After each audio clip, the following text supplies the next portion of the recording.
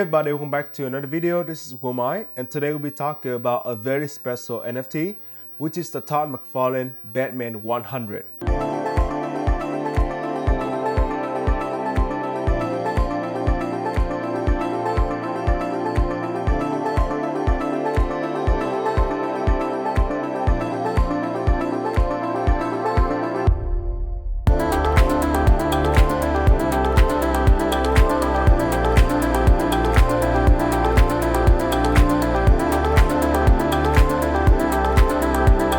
It is the first Batman NFT, the first NFT from DC Direct, arguably the first NFT created by the legendary Todd McFarlane, and last but not least, it is the first ever NFT to be minted on the VeVe Collectibles app.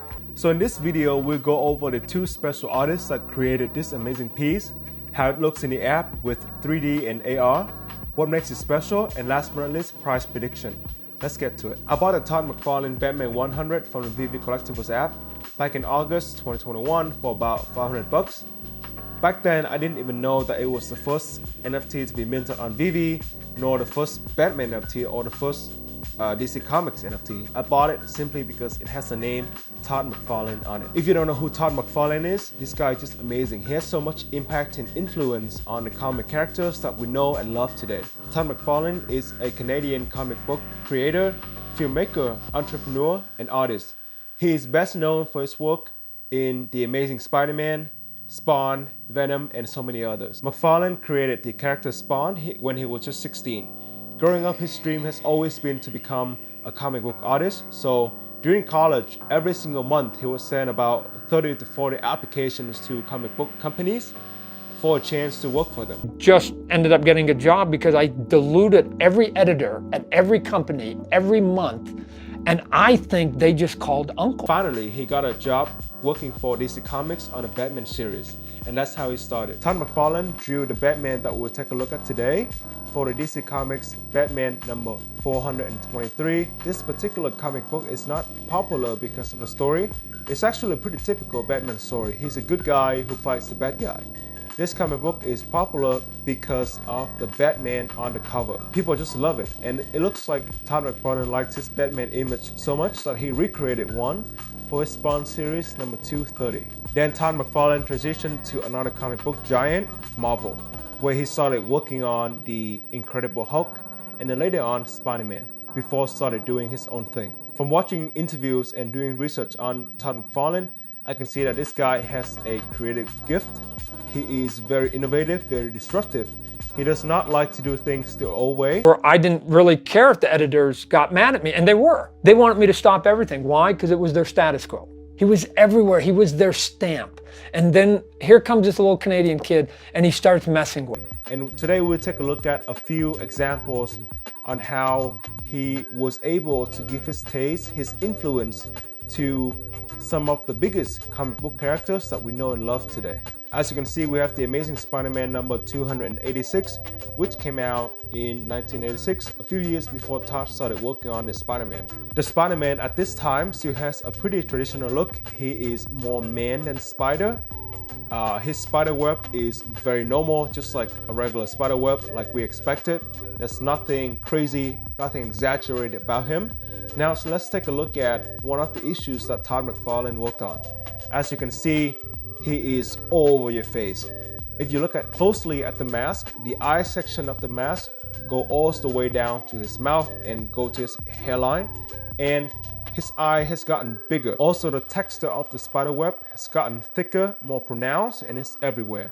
He's also doing posture that a regular human being wouldn't be comfortable doing for so long. You can see he's swished, his body is hanging upside down, he's all over the cover. Everything about him is exaggerated, and this is the Todd McFarlane taste that we can clearly see compared to a more traditional Spider-Man that existed before Todd started working on him. If you think about it, when Todd implemented this change, implemented his taste to The Amazing Spider-Man, it was like 30 years ago, but this particular look of the Spider-Man persisted over times until today, and this is what the Spider-Man that we know and love looks like. After working for Marvel, Todd created his own company and started working on his favorite characters, for example Spawn, and have built it to become one of the most successful comic book art characters at all time. This Todd McFarlane Batman 100 was sculpted by Jonathan Matthew. Now, I had a hard time finding info on Jonathan. He seems to be a pretty low-key artist, and also his website is 100% in Japanese, so you can really tell where he gets his inspiration from. What I was able to find is that he's done so many amazing projects for DC Comics, and particularly in the VeVe Collectibles app. The Todd McFarlane Batman isn't the only work done by Jonathan Matthew. He also did the Batman 06 and the Bruce Timm Harley Quinn, which in real life is the best seller of the Batman Black and White series collectibles. Alright, let's go to the vault and take a look at the Todd McFarlane Batman 100.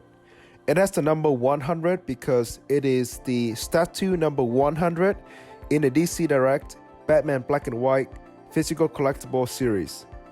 The series started in 2005, so it's been 17 years now. It is one of the longest running collectible lines of all time. There are 100 statues in total, so this is the last of the line. In the VeVe Collectibles app, there are 7,500 mints available. It came out on October 14, 2020. And originally retailed for $80. As of December 2021, the floor price of a Todd is about $3,000. You can really sense the power and the mystery coming from this Batman. And the black and white color really adds to the darkness of the Batman universe. Probably the thing that stands out the most to me about this collectible is the cape. The cape really makes this collectible fascinating. It's like an element of fear, an element of mystery, because you can't really see what Batman looks like. It's not like the Rizzo Batman with the fake abs, or the Batman 06, which honestly I think kind of looked ridiculous.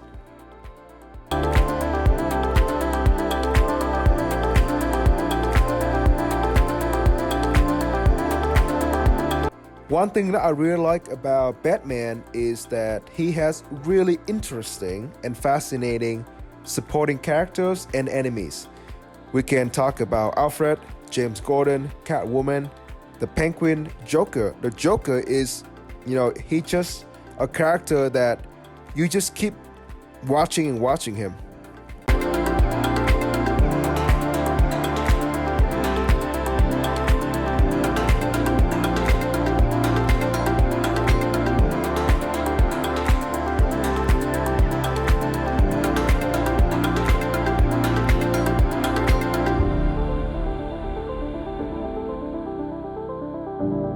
Guys, I hope you have enjoyed the content.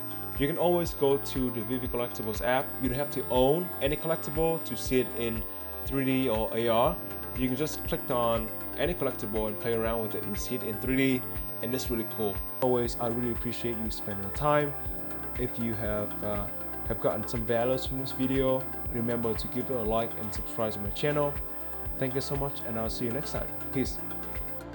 Hey everybody, thank you so much for making it this far. I've decided not to do a price prediction section because I just want us to really enjoy these collectibles and not worry too much about how high the floor price will go. Yeah, let's just enjoy it.